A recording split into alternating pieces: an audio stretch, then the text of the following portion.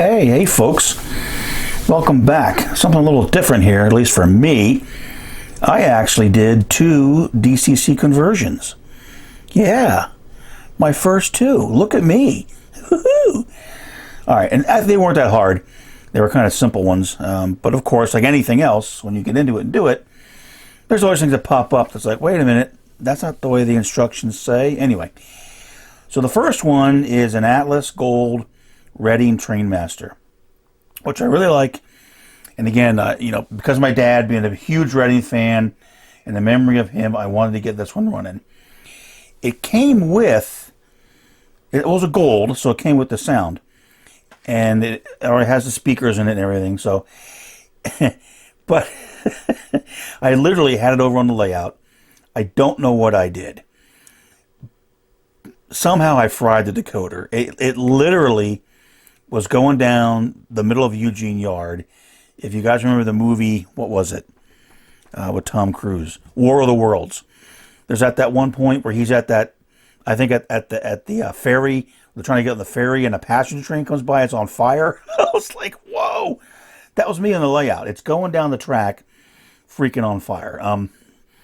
This is the decoder. I don't know if I'll be able to zoom and get this in focus.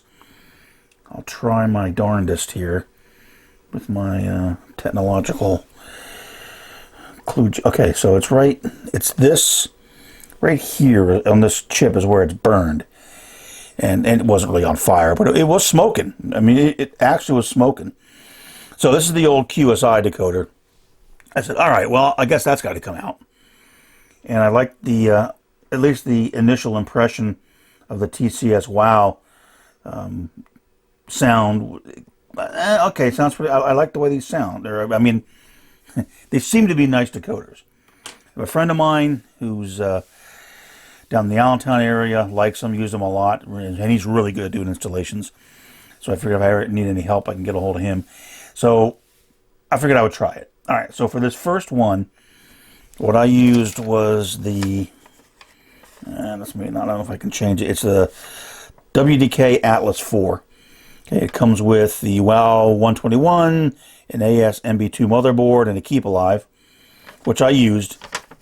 I did not use the speaker that came with it because the unit already has the speakers in it, and I just reused them. And I did find out and talking, I did send a note to TCS, and they're very good about getting back to you. There's actually 2 speakers. They're 8 ohms, so they're okay if you wire them in series, which is the way they were wired. So basically, it wasn't really a problem. All right, so in using this, let me see if I can get a little bit closer on this. And again, guys, I'm no expert, so if you're a DCC installer, stop now, do yourself a favor, don't watch this video because you're going to be cringing when I start talking, but hey, I'm trying. So, of course, it's not going to want to focus for me. I think I got to find out where the focus is. I'm actually trying to keep it on a tripod and using my Play Mobile's app. Is that in focus? I don't know. Alright, so it has the JST connectors, which came off of the original Atlas unit. Although, some of them were 4 and 6 connectors, so I had to actually, on some of these, I popped them out. I popped the wires out of the JST connector, the 4s, and put them into a 2. And I had to buy one extra one from TCS, so the JS2 with the wires already on it, to solder into one of the, I think it was this front headlight. But that worked fine. Then plugged them all in and fired it up and said it's going to work. Now the way I did it was I took it over. First of all, I installed the motor leads, the track leads, front and back, and the motor. Took over the layout, set on the layout, turned it on, said because it should run, right? Well, it had a short circuit. I was like, what? All right, so I took out one of the motor leads, and it worked. Didn't short. So that means I had the wires crossed somehow. So on one of these, I think it was this one, I had to, again, pop the wires out of the JST connector, switch them. I must have had the right and the left and the right, and, I zigged when I should have zagged. But doing that, it worked. No short circuits, and the locomotive ran. Then I came back and said, okay, so now I'll put the Keep Alive on, which is right here. Soldered that onto the board. Hook up the speakers, and everything worked. Then I put it on the layout, and I realized that the lights and the direction were backwards. Because the way I wanted it to work, the way the Reading Trainmasters were, when they were delivered, they were set up to run long hood forward, like, you know, many hood units of that era. That's the way they were set. Okay. This was set up to run short hood forward. Well, okay. Not the end of the world. So what I decided to do, in addition to the DCC installation, is I actually took the hood off and took it out and weathered it. And there's a little bit of weathering on it. I don't know if you can see it. The lights aren't that great, but it's got minimal, a little bit of weathering, some subtle weathering. Because the Reading apparently was pretty good at maintaining their stuff. So, and then on this, what I did was I popped the cab off. I took Huey and Louie out, turned them around. I actually had to break them off. Turned them around because they were facing short hood. Now they're facing long hood. And get this, guys. Whoa, bonus points. I actually have a micro scale decal sheet for Reading units that had the F1 and the 2. So I scraped off the old on this end. I scraped off the F1 and added the decal for the 2. And then likewise for the front, scraped off the 2 and added the decal for the F1. Tiny little decals, really kind of a pain. So, hey, I'm not saying I'm a decaler yet, but at least I got those 4 decals on. So now it's set up to run long hood forward. And when I had initially the locomotive on the layout, the direction was backwards. And the lights did match the direction. So when it was going, I'll call it short hood forward, which was forward, the light for forward was actually this light, the reverse light. So I was like, oh, come on. I fiddled around with the programming, and now it works. Forward is now, you know, long hood forward, and in forward direction, the forward light comes on. So, okay, so I got that figured out. A little bit of head scratching and how to reprogram some of the CVs, but I got it to work. So now it's pretty much ready to go back together. So the thing, and again, you know, I've done 2 of these. I'll show you the other one. Basically, it really isn't that bad. You know, really, you have 4 leads from the pickup. From the front truck, you have a left and a right, the rear truck, a left and a right, and the 2 motor connections. And that's really it to get the darn thing to work. Now, if you have a motherboard that has the Keep Live on it, or you add a Keep Live, not that big a deal. Just solder them on. And then for the sounds, you wire in a speaker, and the speaker isn't polarity dependent, so that wasn't that bad. So overall, this one went fairly well, except for the reverse stuff I had and the short circuit that I had, but I was able to monkey around and change wires and get it working. And it works real nice. Now, I still have some more programming to do because there's a plethora of stuff you can do with these WOW Sound decoders. And it's probably similar to Tsunamis and ESU and stuff. I just have a WOW Sound. In fact, it's almost too much. It's like, guys, I want the locomotive to run. I want to keep alive. I want the lights to be working right. I want it to sound good. I don't need coupler clank and cruise sounds and 45 light function. Anyway, that's just me. Because most people don't play with that. Even dynamic brakes. It's like most guys, not all, when they're operating, just want to operate.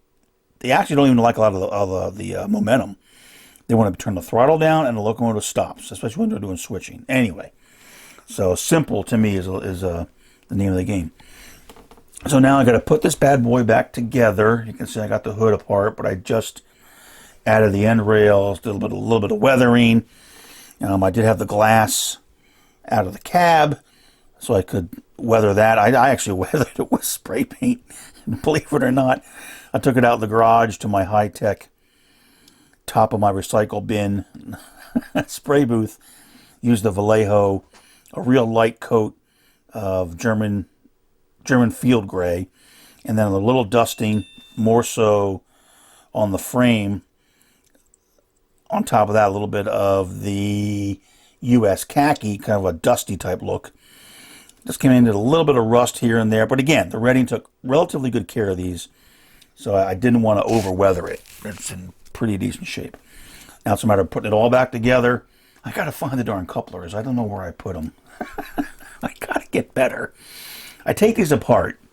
I have 3 or 4 locomotives apart, and I'm like, okay, I'll remember what's what. Well, I don't. The next day, I forget what the heck it was. Anyway, I gotta find the couplers, but they go on after everything's together, and then maybe we'll take it over to the layout, and let me show you the other one that I did, and then we'll just for fun, just take the layout and show you how the Keep Alive works and how long they run and whatnot. So let me get the other locomotive, and then we'll show you that one real quick.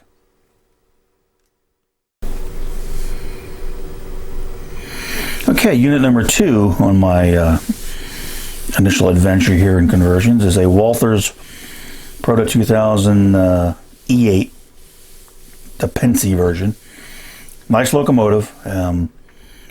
This was straight DC, so this, I guess this really was a pure conversion or addition of DCC sound. Not that hard. Again, I started with one because it was a relatively easy one, at least I thought it was going to be. It really wasn't that bad. Again, the kit that I used, it's a, I think it's WDK WAL1. It's whatever one is designed for they call it for the E8. And then just FYI, I looked at the website because TCS has a pretty nice selection of WOW Sound installation examples. However, the ones that they list for the Walthers E8, I think they have like a high frame and a low frame. They're not, how should I say this? I don't say they're wrong. They're not this frame. This actually looks exactly like the Walthers E7, which is there. So I use that as the reference. So if you're considering doing one of these Walthers E8s, this is, I think, from a relatively recent run, and the frames don't look right, check out the E7, because that is the one that I use for this. It looks exactly like this. So this one, again, was relatively simple. The kit comes with 1 speaker. Again, having talked to TCS, I could use 2. It had spots for 2, so I added 2. They're in series. I don't know if it's okay to have the chat-a-thon tape over it. That's what I did to hold them in. They recommend a dab of hot glue or something like that. I was like, I don't have hot glue, but I'm not going to worry about it. I'm just going to try this. Although I did come back and put some silicone on it, so maybe I could pull that off, but it sounds okay. And again, I used a piece of foam to mount the board and everything, wired the light. The wires aren't colored correctly because there's a red and a black, and they're switched on the front. But I'm like, wait a minute. Do I go by what says red and black on here? I think it should be right and left. It was right. So anyway, so just the right side goes to the same side on the motherboard, and the left side of the track on the other side. And guys, again, I know this is obvious to everyone, but I'm just telling you what I learned because I'm a moron. Hooked the motor up. That was pretty simple. The lights were a little bit more of a challenge, only because, again, the example they showed, they extended wires, and when I started looking at it, I'm like, okay, look, if I'm reading everything correctly, the blue, what they call the blue pad, it's the plus 12 volts common. And these boards must be wired, the lights must be wired common anode, because the white wire, which is the cathode, goes to the forward or reverse for the headlight, the FO forward or FO rear, and all the other light functions, whichever ones you pick, the white wire goes to the pad. So that basically, when you turn the light on, it just grounds that line, and then the light goes on. Well, they did some weird things, and it was just, those instructions are okay on the TCS website, but they're not the greatest. So think about it. But again, basically, blue plus 12 common if your locomotive is wired properly per the NMRA standard. The blue wires go to the common, which I did, not following the instructions on the website, and everything works fine. The issue I have is the headlight's fine. It works. There's no rear light, although there should be a backup light. The Pensy did, through a betterment program, they added a backup light on the rear of all their EMD cab units. So I should add that, and I may at some point in time. It wouldn't be that hard. I just come in, I have the pad right there, run the LED back. In fact, Walthers even gives you a backup light, which I could add. I didn't do it yet, but I can. And there's some other quibs about this. A great reference for this is the Keystone Modeler. They did a review of the unit, and typical Pensy guys, they know what the hell they're talking about. So if you want to get a really, really good review of this, don't go to YouTube and watch some dork that has a review. It's got a bell, it's got a light, it's got handrails on the top. They don't know what they're talking about. Go to the Keystone Modeler, do a search, it's free. That's where you want to go for any Pensy review of stuff. You're going to get a really, really good review. So, back to the issue at hand. So the lights, I wired, the headlight works fine. The other lights are for the number boards. Here in the front, they light up. Okay. It's a little bit confusing, at least to me. I had to really kind of pour into the TCS documentation because they have sound functions and they have light functions. And they have a sound, what do they describe it? You can do sound functions or light functions, but not both. So when the locomotive initially fires up, the decoder is in the sound mode. So your buttons F1 through whatever, you can do a lot of stuff, control sounds. If you want to get to the lights, and they're numbered the same, you know, FO, of course, is the headlight. That works the same in both, whether you're in sound mode or light mode. The other light functions from F1 to, I think, F6 or so on this, they're in the light side. In order to get to it, you have to toggle the F8 button twice. And then the thing talks to you and says, light mode activated, or something like that. All right, so I wired these to the F5. And the reason I did that, if I look at the, I'll probably have to change the f-stop on this so you can even freaking see this.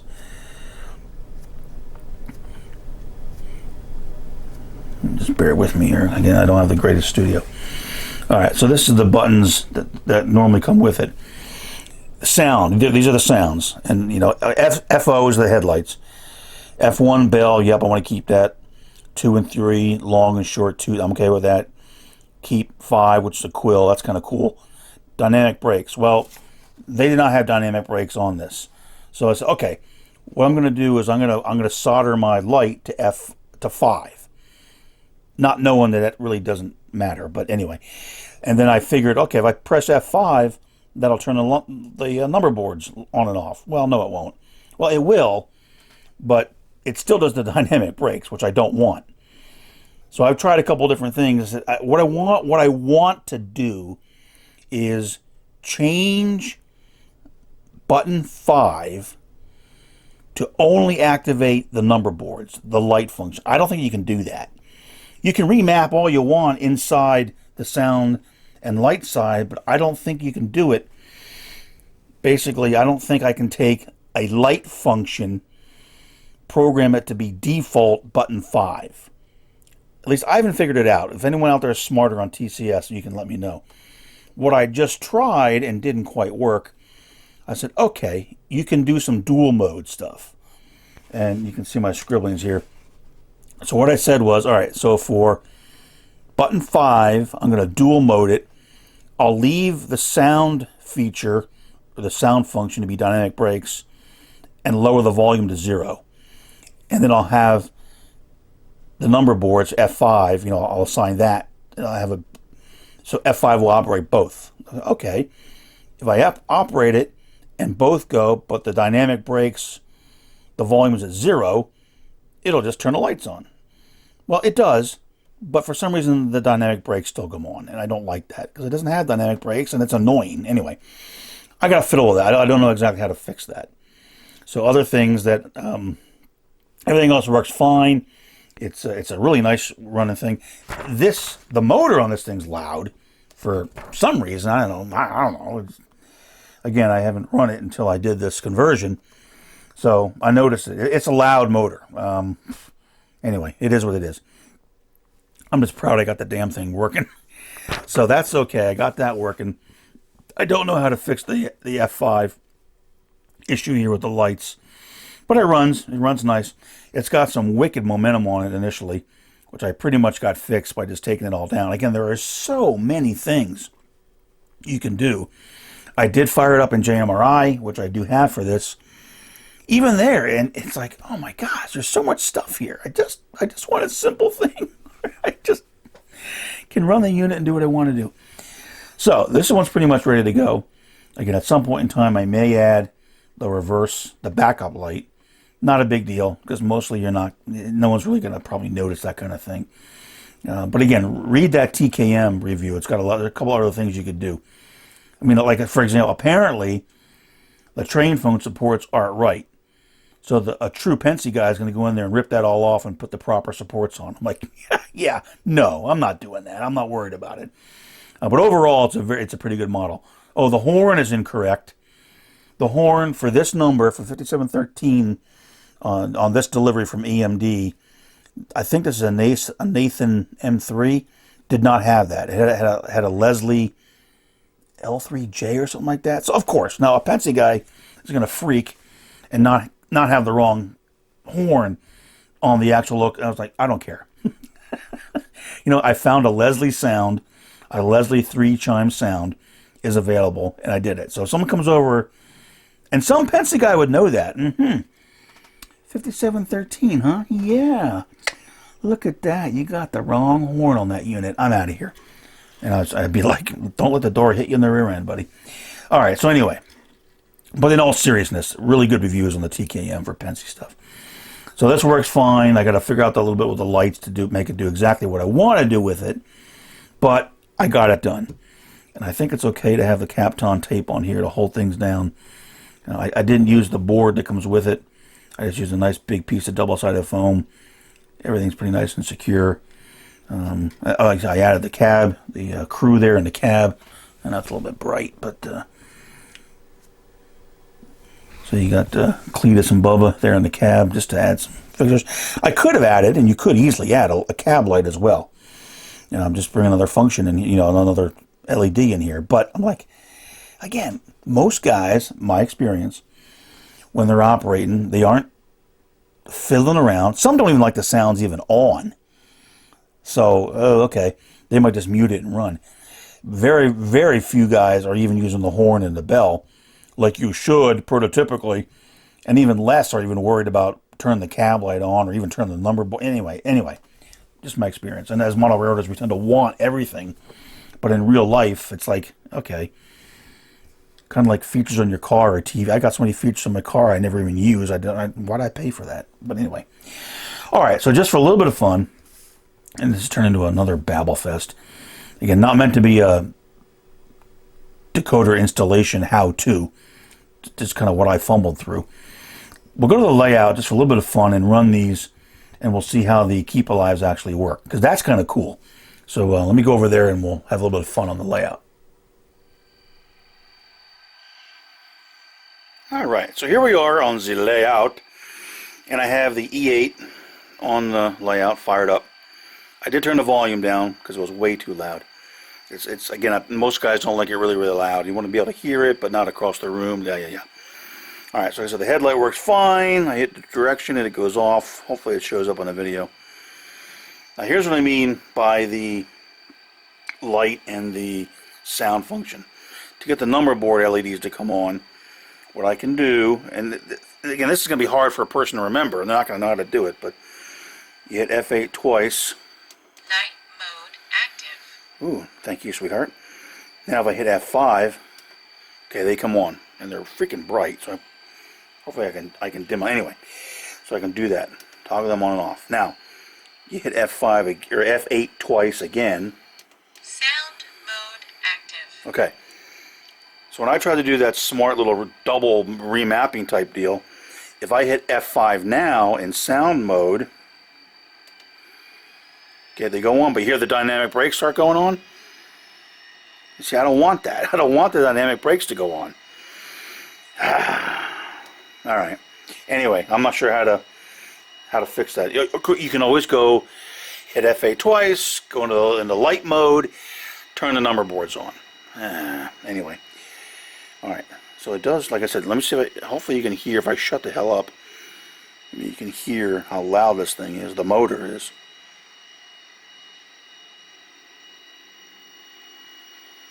I'm not sure you can pick it up.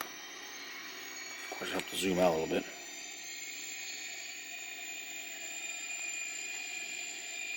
Now you can there is an option on this to have dual prime movers, which I did do. Actually, it does sound pretty good. Can you hear that? Okay, watch. Okay, the hum goes away. I don't know if you can hear it. Of course, my heater just turned on for the house. So anyway, I notice it. Not that it's terribly objectionable, but I do hear.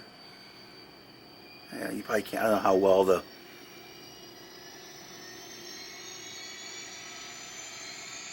You can hear it. Of course, I could probably. Anyway, not a huge deal. I did notice that, and I did play with the momentum on this thing because I would start the thing, turn it off, turn the throttle all the way down, and it would run, and I'm not kidding you, it would run for 15 feet before it stopped. Like, that's just crazy. That'll drive a guy nuts. Now, it is an E8, so you're not going to do a lot of switching with it, but still, that was just crazy. But I did adjust it, so now I'll get it up to a little bit of speed here. If I just dump the throttle off. Oh, it still runs pretty far. But not nearly as far. Now again, because most guys that I know, when you're slowing down, you're using the throttle to slow down. You're not just jamming it off and letting the momentum stop it. So if you're coming along, you're a passenger train, you might start to slow the throttle down a little bit. It slows down, slows down, slows down. Then you dump the throttle, and it's controllable much more easier. I know that's not the right language to use, but the throttle controls it, and not so much the momentum. It's still there a little bit, but not really all that bad. So, all right. So now, just for fun, so this has got Keep Alive on the motherboard. And right in here, I'll put the pen here, right there. Okay, so from right there, it's insulated. And going all the way over to right here, right by the phone booth, that's a programming track for the command station. So what I can do is I can turn that off. Not the program, or heaven forbid, I'll try something. So now it's off. So that section of the track is dead. So just for fun, what I'll do is I'm going to reposition the camera. We'll get this thing fired up, and we'll bring it in there and see how long it runs. So basically, once the rear truck clears here, it's in a total dead spot. And then we'll just kind of see how long it runs, just for the fun of it. So, all right, let me reconfigure, and I'll be right back. Okay, Keep Alive test. Take one. All right, so what I'm going to do, I'm going to bring it in reverse. I'm going to crank it up a little bit. Okay, I'll go about half throttle, just for the fun of it. All right, so when it gets, the rear truck gets past that pen, totally dead, totally dead. Oh, sound goes first. Kept running. Oh, won't quite make it. All right, so it made it, how far? About a foot? It made it about, a little bit more than that. I'll tell you what, let's do an actual measurement, shall we? From the pen to where it's sitting is about 21 inches. How about that? Now again, you want when the rear truck cleared and all that kind of stuff, but didn't quite make it. Here, I'm sorry, I'm actually wrong. Here's the gap. It's up here. So it didn't quite make it the whole way. Anyway, that's not bad. So if I turn this on, oh yeah, the throttle's on. Duh, rub.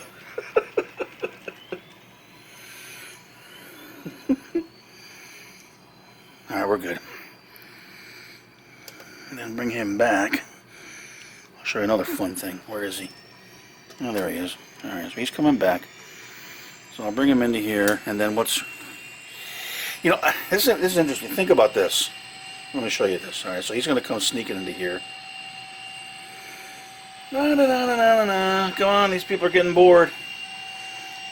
These guys are on the clock. They're hourly. They don't care how long it takes.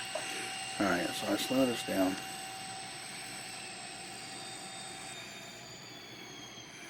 It's pretty cool. I can hear. I don't know if you can hear it, but I can hear the kind of the dual prime mover. All right, so imagine you have a layout full of keep alive equipped locomotives, and you turn the layout off. It's a little weird. Here's what happens. So he's on right now, right? So I pick him up. Okay, he's still making sound. Headlight's still on.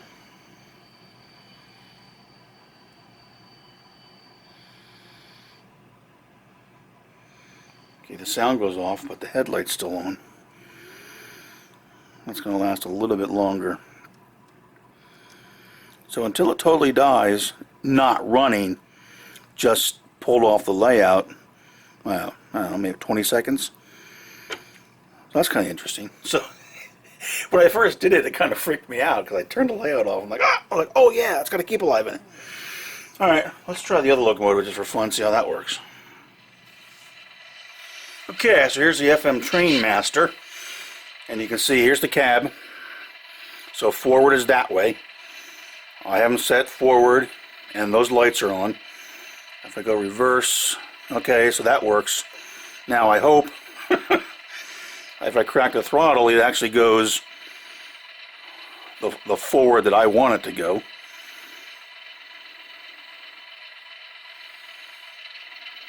Yay! Okay, so that works. Again, this allegedly has, I guess you need to see all this, but according to my JMRI, when I'm playing with this in there, it's got an FM Fairbanks Morse bell. I think this is a Fairbanks Morse horn, I guess. Now the prime mover is not Fairbanks Morse. They have Baldwin ones, and I think that's closest. So I picked the Baldwin one. Again, I don't know if it's right. I've never heard a Trainmaster, so I don't know how good or bad it is. I think they're coming out with, according to TCS, they're going to come out with at some point, I think they said the Fairbanks Morse H16-44, which is closer. And I think there's a different engine in the Trainmaster. But anyway, so just FYI.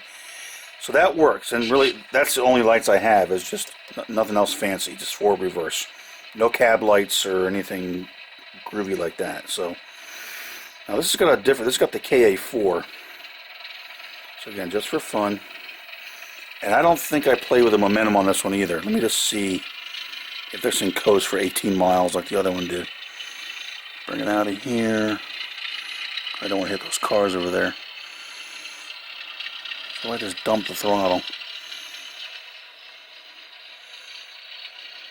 Yeah, that's probably a little bit too much because you may switch with this locomotive. So anyway, I got to play with that a little bit. But what I wanted to do, again, was just do a keep alive test for this, being the KA4, not on the motherboard, which the E8 was, and just see how long it lasts. Get a good long run here. Okay. Yeah, I gotta play with that. That would annoy someone who's doing switching. I know it would. Okay. The same thing. We'll bring it over. The pen is where the dead zone starts. Turn that off, and we'll just see how far she runs. I don't know if this keep alive has got more oomph to it than the other ones, or it's the same. Okay, let's crank this bad boy up.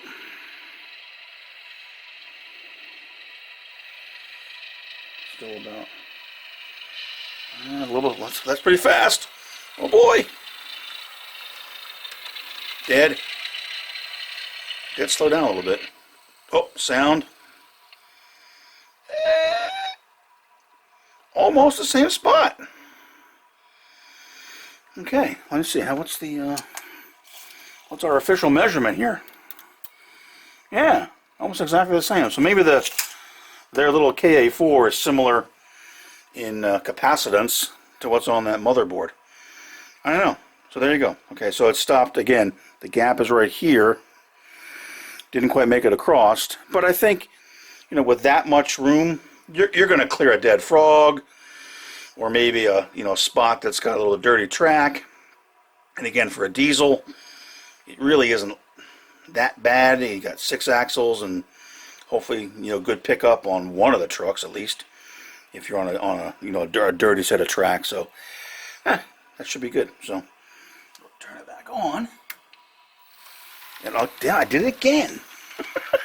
I'm such an idiot. I had to throw. Oh boy. Uh oh. He almost ran off the edge of the layout, or he would have smashed into my little bumper down there. So all right. So that is that. I'll get him back on the track. Let him fire up. I leave the throttle on like an idiot.